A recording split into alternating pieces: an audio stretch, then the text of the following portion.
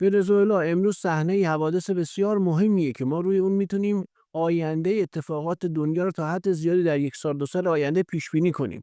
تغییر بازی که آمریکا داره انجام میده پیام خیلی مهمی برای ما داره و ممکنه حتی برای ایران خطرناک هم باشه.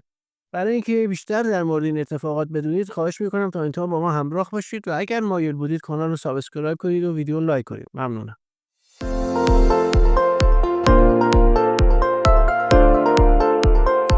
به نام خدا سلام عرض میکنم خدمت شما دوستان عزیز، همراهان گرامی کانال شهر خورشید. خیلی خوش آمدید. میلاد رضایی هستم و با یک تحلیل دیگه در خدمت شما هستم. قبل از هر چیزی یلداتون مبارک باشه. شب یلداتون فشارها خوبه، سر 30 تومن اینا انشالله که همه چی درست بشه. ولی خب میگن برکتی که تو فشار هست توی کشش نیست دیگه. این بچه مهندس عمران بهتر میدونن قضیه چیه.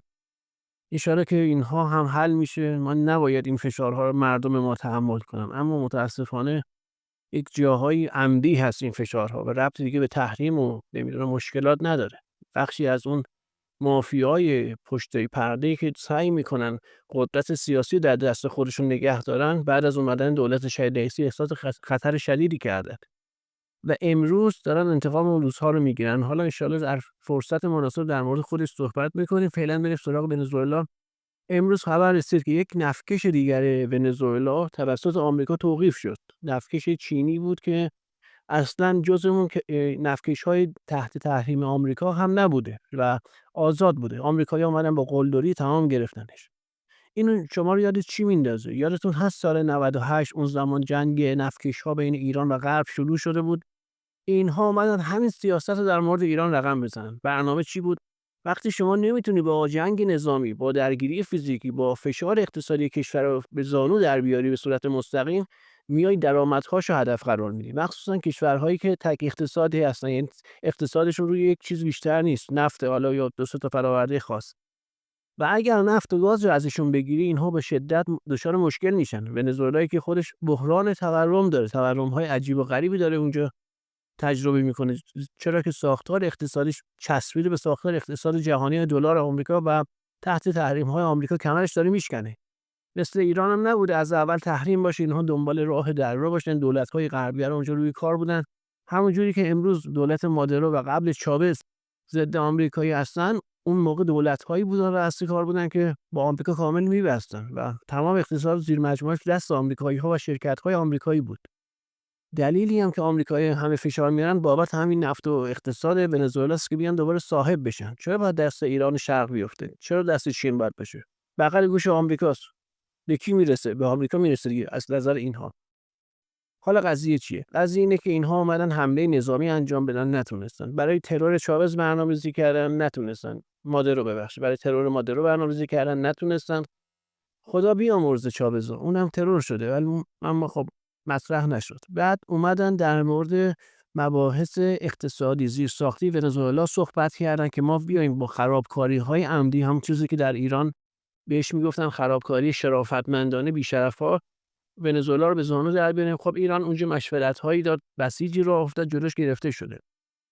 الان آمریکا دست گذاشته رو منابع درآمدی ونزوئلا که یک شوک اقتصادی بده و بعد از اون شوک اقتصادی بره سراغ حالا جنگ، ضربه نهایی، ترور و چیزای دیگه‌ای که پشت سر بهانه یا به بهانه مبارزه با مواد مخدر هست که میخواد در ونزوئلا انجام بده. نکته جالب اینجاست که ما این بحران رو قبلا تجربه کردیم، اما ما ازش چطور رد شدیم؟ با قدرت. زمان حسن روحانی بود، اردک فاسد بنجل سعی میکرد هر واکنش قدرتی که از تو ایران نشون میداد رو به شدت سرکوب کنه. اخیراً داری سخنرانی ازش پخش شده که ما برجام یک مرحله نبود، قرار بود چیزای دیگر هم باشه. 3 مرحله بود. برجام بوده، موشکی بوده و منطقه‌ای که بارها آمریکایی‌ها از ستاش صحبت کردن. رسما داره میاد میگه من اومدم اینو ببندم، نشد دیگه. متاسفانه نتونست به هدفش برسه و ایرانو بزمخ کنه و تسلیم کنه. خب حالا همین فشار اون زمان وارد کردن، سپاه به دستور رهبری وارد شد، سریعا جواب داد. یعنی ظرف 10 روز فکر کنم اگه اشتباه نکنم، نهایت 2 هفته اومد کشتی که اینها از ایران نفتکششو گرفتن، ایران رفت نفتکش اونها رو گرفت. مهمترینش هم یک نفتکش انگلیسی بود. یعنی انگلیسی‌ها اومدن نفتکش ما رو گرفتن، چون قبلش جای دیگه بود. اینها میگفتن ایران چون کشورهای درجه 3 اروپایی غربی هست میاد جواب میده، اما اگر پای انگلیس و آمریکا مطرح بشه وسط بیاد، ایران جواب نمیده، میترسه. دولت هم از داخلش فارس میفرستاد، اومد گرفت، سپاه ظرف 2 هفته 3 هفته رفت اونو گرفت، نفتکش انگلیسی رو میگیره و انگلیسی‌ها تو فشار شدید آبروریزی میافتن. خیلی وضعیتشون خراب میشه. آمریکایی‌ها مخالف بودن که نفتکش ایرانی آزاد بشه، اما ایران کاری کرد. اونها نه تنها نفتکش ایران آزاد کردن، بلکه 2-3 هفته بعد نفتکش ما آزاد کردیم. یعنی همزمان هم نبود، با یک پیروزی قاطع اومدیم بیرون. بعدش اسرائیل اومد جنگ دریایی راه بندازه، یعنی به صورت گمنام بیاد یا مثلا نامحسوس گردنم نمیگرفت، میومد به حمله میکرد به کشتی‌ها و نفتکش‌های ما. ایران رفت 2 برابر اینو سر اونها پیاده کرد، کشتی‌هاشون که غرق شدن، دودش بلند شد، خودشون گفتن ما تسلیمیم. این قضیه تموم شد. یعنی اگر ایران اون زمان با این قدرت وارد نمیشد، ما بیچاره میشدیم. دقت کنید، اینها مرحله مرحله جلو میان. قرار نبوده که مثلا یک مرحله کوتاه بیان و تموم بشه قضیه، بره پی کارش. قرار بوده مرحله مرحله بیان جلو و ما رو شکست بدن. حالا همین اتفاق داره در مورد ونزوئلا میفته. ونزوئلایی که در تحلیل‌های قبلی باهاتون صحبت کردم، گفتم آمریکا مجبور قضیه ونزوئلا رو هر جوری میتونه جمعش کنه، هر جوری که میتونه. چرا؟ چون یک طرف باید بحران شرق رو ایجاد کنه، سراسری باشه از چین تا مرزهای سوریه، و طرف دیگه باید غربی باشه که عاری از بحران باشه. میشه 2 محور، محور شرارت و محور حالا دینی یا مذهبی که اینها الان دارن معرفی میکنن، محور خدایی که ترامپ داره معرفی میکنه برخلاف بایدن. بایدن آرمان‌های خانواده و مسیحیت رو هدف قرار میداد، رسما علنا میزد، و روسی اومد، ارتدوکس روسی اومد گفت اینا کافرن، ما دین مسیحی هستیم، میخوایم بریم غرب رو نجات بدیم، مردم غرب رو نجات بدیم. ترامپ دیگه این اشتباه رو نکرد، اومده شده مرد خانواده و مرد مذهب و دین، و پاپ اومد در ترکیه جلسه گذاشت، شورای 1700 ساله رو اومد احیا کرد، تمام پاپ‌ها و پاپ و تمام اون کاردینال ها رو جمع کرد، همه از سراسر دنیا به غیر از روسیه. اتحاد علیه شرق رو کلید زد. سوریه، لبنان، عراق اینا قرار آشفته بشه. تحلیلش هست، برید در کانال ببینید، 5-6 تا تحلیل قبلی، 10 تا حد اکثر تحلیل قبلی، اینها رو حتما برید ببینید. دوستان وقتی میگم تحلیل های قبلی ببینید، چون به هم پیوسته است. یعنی اگر دوستانی که اونها رو دیدن میدونن امروز ونزوئلا اتفاقاتی داره میفته از چه جنسیه، چیز عجیبی براشون نیست. اینی که عرض میکنم برید ببینید، برای دوستانی که جدید به برنامه اضافه میشن و برنامه رو میبینن هست.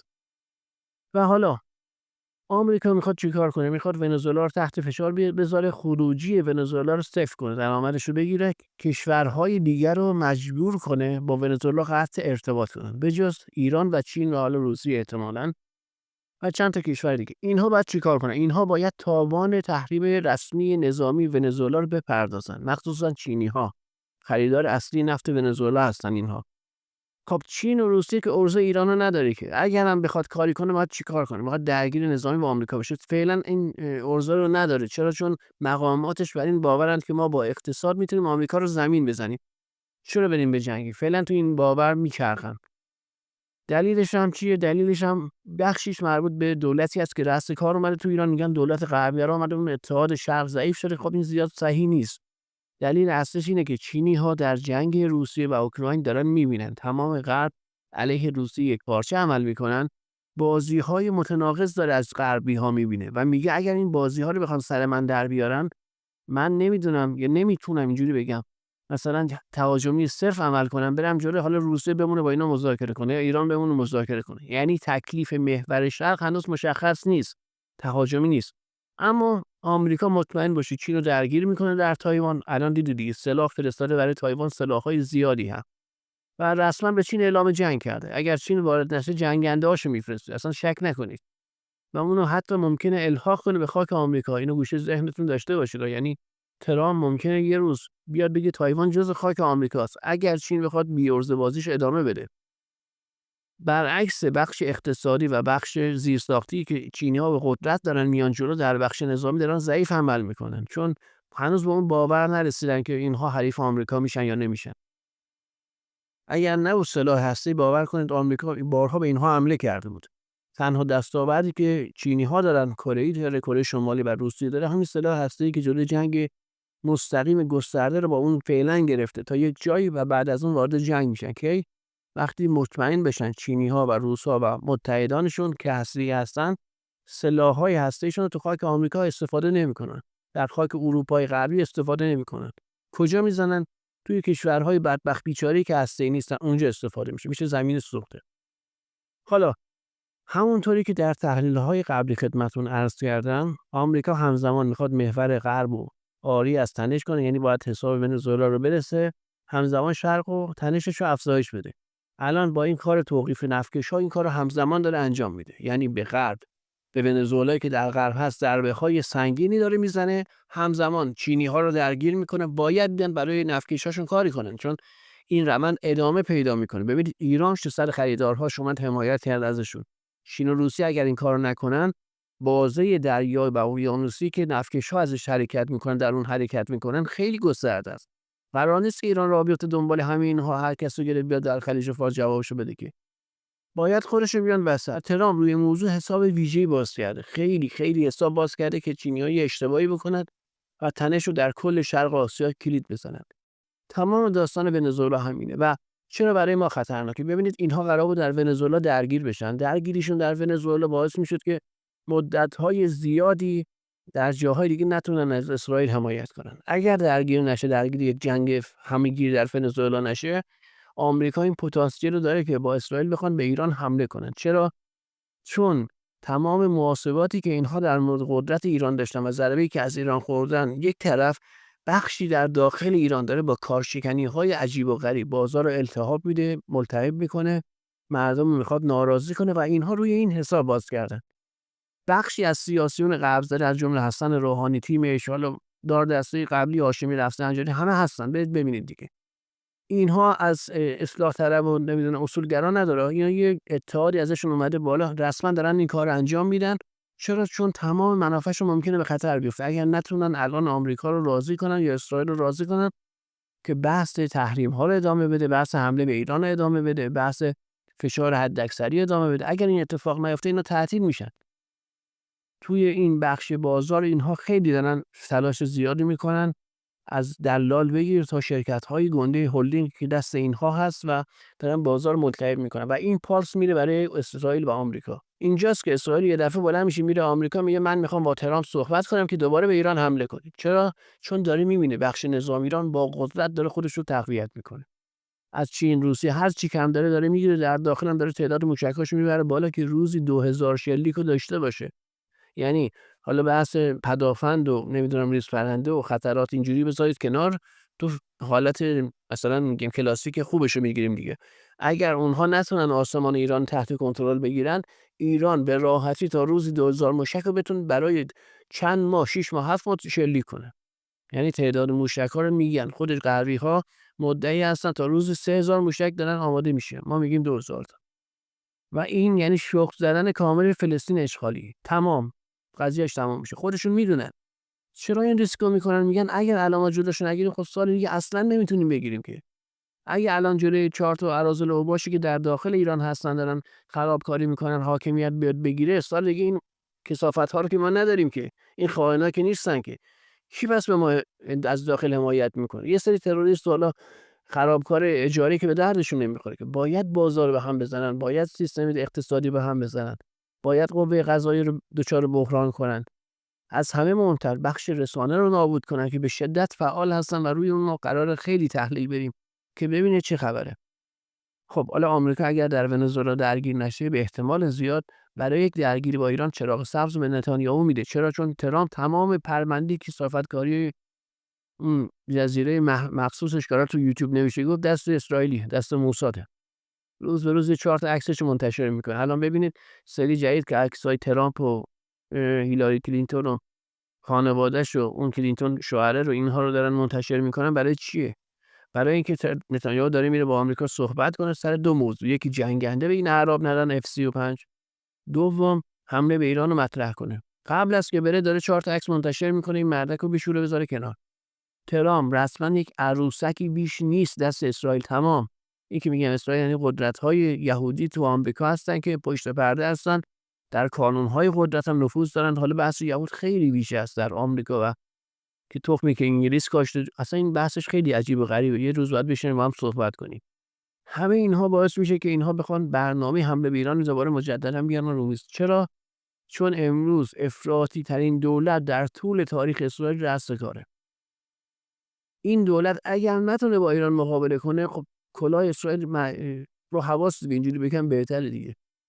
غزه که نتونست کاری کنه، حماس رو که تونه سر جاش مونده، حزب الله که سر جاش هست، یه سوریه از سوریه هم دست اینها نیفتاد که. سوریه هم به خاطر بی‌لیاقتی 4 تا از اون دولت بشار اسد و حزب بعث و خرابکاری اطلاعاتی و امنیتی غربی‌ها، مخصوصا اروپایی‌ها و اعراب یک همکاری مشترک داشتن. ظرف چند سال داخل سوریه رو تخلیه کردن. حسن روحانی دولت خائنش هم در داخل ایران، حالا همه دولت نه، برخی مثل حسن روحانی خائن بودن، نذاشتن ما بریم تو سوریه سرمایه‌گذاری کنیم. کشته داریم، شهید داریم. موقع بهره برداری رفتن ترکیه اومد وسط، اعراب اومدن وسط و بازار سوریه رو گرفتن دستشون. پل زدن با مقامات امنیتی و نظامی سوریه، تحت فشار اقتصادی اینها رو خریدن و سوریه دچار فروپاشی شد. همش موجود، مدارکش هست. چیز عجیب و غریبی هم رقم نخورده. اما از سمت نظامی حریف محور مقاومت و ایران نشدن. واقعیته. تو غزه شدن خیر. سر جاش رفت با غزه، با حماس که میگفت اینها تروریست هستن قرارداد بست. تموم شد. حزب الله لبنان چیکار کرد؟ پاکسازی گسترده به قول خودش انجام داد.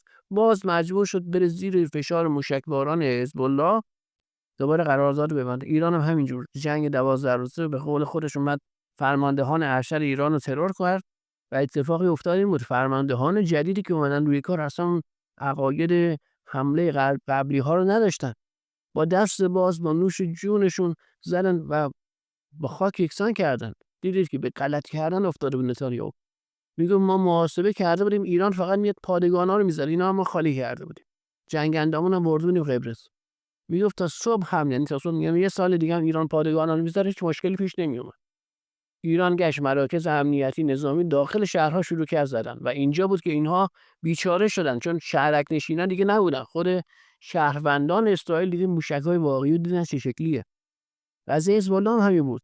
حزب الله تا روز آخر که سید حسن نصرالله شهید شده بود خیلی از جاها رو هدف قرار نمیداد. این بار که اصلا خبرا نیست که.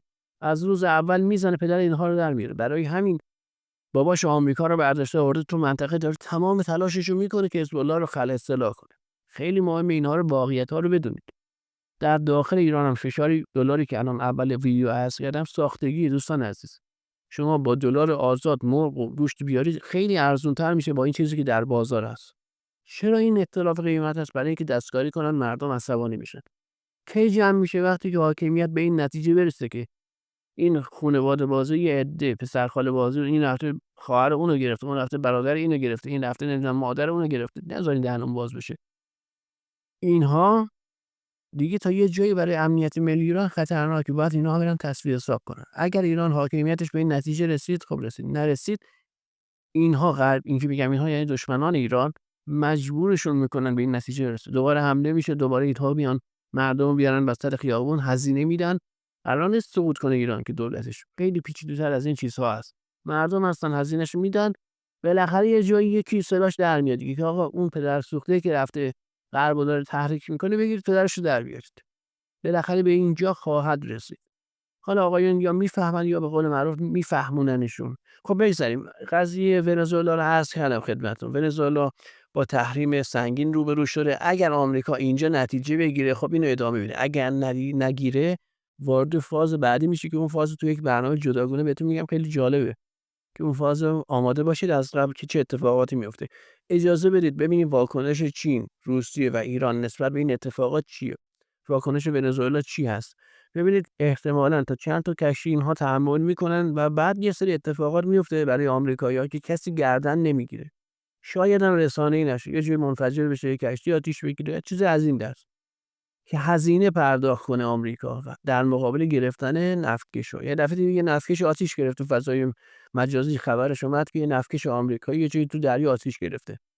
این مقابله مثل ونزوئلا اگر انجام بشه، دیگه میریم مرحله بعدی که داره جالب میشه. تو کانال تلگرام من چند تا پیام گذاشتم، گفتم به لحظات خیلی حساسی در مورد ونزوئلا رسیدیم. یعنی باید تعیین تکلیف بشه این مدت کوتاه، وگرنه ترامپ دچار مشکلات خیلی زیادی میشه.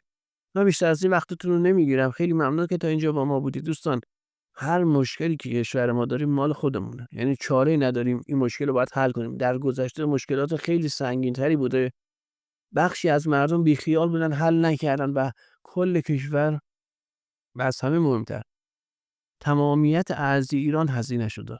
امروز هم همینه، مشکلات سر جای خودش، باید همه جوره وسط باشیم تا میتونیم هر کی اندازه خودش. حالا یکی میتونه کپی کنه پست، یکی میتونه مثلا خبر بگه، یکی میاد تحلیل میگه، حالا هر کی، یکی مدیره، یکی معاون وزیره، بالاخره یکی میاد یه کاری میکنه. هر کس هر کاری از دستش برمیاد در راستای هدف درست باید انجام بده. و مطمئن باشید این اتفاق اگه بیفته، تمام این بازی‌هایی که سر ما دارن در میارن میشکنه، از بین میره. هیمنش نابود میشه. همون جوری که اگر قرار بود کارهای خلاف اینها نتیجه بده، اصلا امروز وجود نداشت. هاشمی رفسنجانی خیلی وقت پیش فتیله نظام پیچیده بود. این که میگم هاشمی یعنی اون تفکرش، اونایی که دورش بودن، امنیتیایی که بودن و مسائلی که حالا خیلی خیلی پیچیده است. سیاست داخلی ایران هم بارها به دوستان گفتم واردش نشید، مگر که اعصاب قوی داشته باشید یا بخواید موهاتون اینجوری سفید بشه، ریشتون سفید بشه و کارو پیش ببرید. همین. در غیر این صورت اگر منافعی نداره، چیزی گیرتون نمیاد، واردش نشید. اعصابتون خورد میشه، چیزی هم آخرش گیرتون نمیاد. اونها پشت صحنه خیلی فرق میکنه با این چیزی که در مقابل شما هست. خب خیلی ممنون که تا اینجا همراه ما بودید. هر جوری میتونید از کانال حمایت کنید. لینک دونیت در بخش توضیحات هست. ان شاءالله هر جا هستید در پناه خدا باشید، در کنار خانواده روزهای خوب و شادی داشته باشید. یا علی، خداحافظ شما.